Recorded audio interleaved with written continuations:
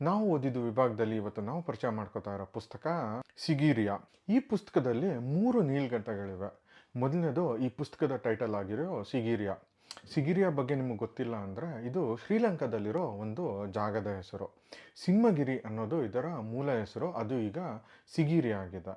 ಇದ್ರ ವಿಶೇಷತೆ ಏನಪ್ಪ ಅಂದರೆ ಕಶ್ಯಪ ಅನ್ನೋ ರಾಜ ಬೆಟ್ಟದ ಮೇಲೆ ಒಂದು ಅರಮನೆ ಮತ್ತು ತನ್ನ ಸಾಮ್ರಾಜ್ಯವನ್ನು ಕಟ್ಟಿರ್ತಾನೆ.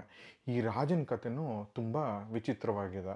ಈ ಕಥೆಯಲ್ಲಿ ನಮ್ಮ ಕಾಂತಾರ ಮೂವಿಲಿ ಬರೋ ಕನಕವತಿ ಥರನೇ ಒಂದು ಫಿಮೇಲ್ ಕ್ಯಾರೆಕ್ಟರ್ ಇದೆ, ಸಖತ್ತಾಗಿದೆ. ಎರಡನೇ ಕತೆ ಹೊನ್ನ ಹುಟ್ಟು ಅಂತ. ಇದು ಗಣೇಶಯ್ಯ ಅವರ ಊರಿನಲ್ಲೇ ನಡೆದಿದ್ದು. ಮೂರನೇ ಕತೆ ಚರಮರಾಗ ಅಂತ, ಸಖತ್ತು ಇಂಟ್ರೆಸ್ಟಿಂಗ್ ಆಗಿದೆ. 104 ಪುಟ ಇರೋ ಈ ಪುಸ್ತಕ ಸರಾಗವಾಗಿ ಓದಿಸ್ಕೊಂಡು ಹೋಗುತ್ತೆ. ಈಸಿ ರೀಡ್ ಅಂತಲೇ ಹೇಳ್ಬೋದು. ಪುಸ್ತಕ ಮುಗಿಸಿದ ಮೇಲೆ ಅಯ್ಯೋ ಇನ್ನೊಂಚೂರು ಇರಬೇಕಿತ್ತು ಅಂತ ಕೂಡ ಅನಿಸುತ್ತೆ.